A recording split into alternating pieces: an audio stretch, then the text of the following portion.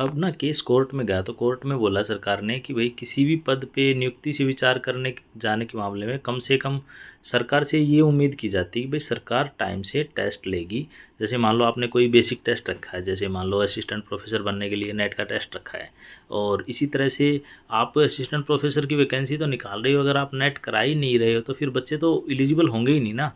वही same case Haryana में हुआ कि भाई आपने सीईटी तो कराया नहीं 2023 में, ना 24 में कराया, और आप अब रिक्रूटमेंट निकाल रहे हो, तो जो बच्चे इस दौरान जिनकी क्वालिफ़िकेशन आई, और तो वो बच्चे, उनका क्या दोष है? आपने तो सीईटी गवर्नमेंट ने कराया नहीं।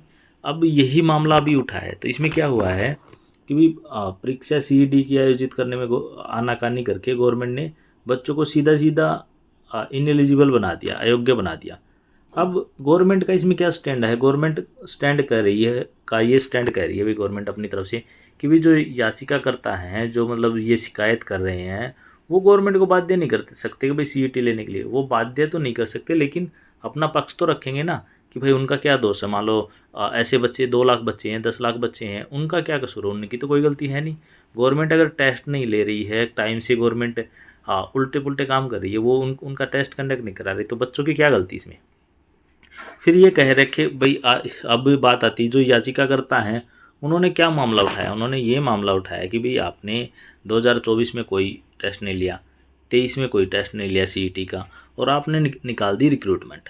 अब आपने रिक्रूटमेंट निकाल दी, जो जो बच्चे बाद में एलिजिबल हुए उनका क्या दोष है?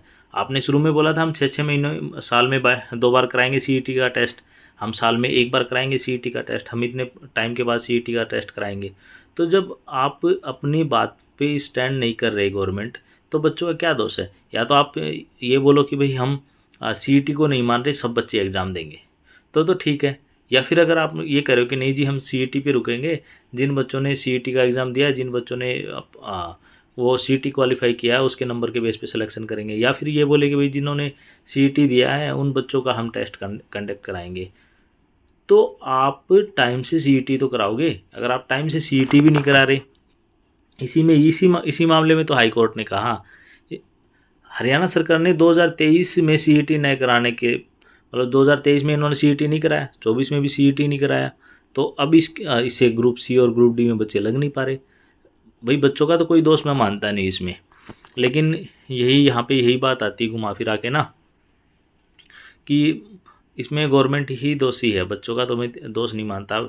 अगर आपकी कोई क्वेरी है इससे रिलेटेड तो आप मुझे कमेंट करके बताना, हम उसको डिस्कस करेंगे। ठीक है जी, इस वीडियो में इतना ही। Thanks, have a nice day.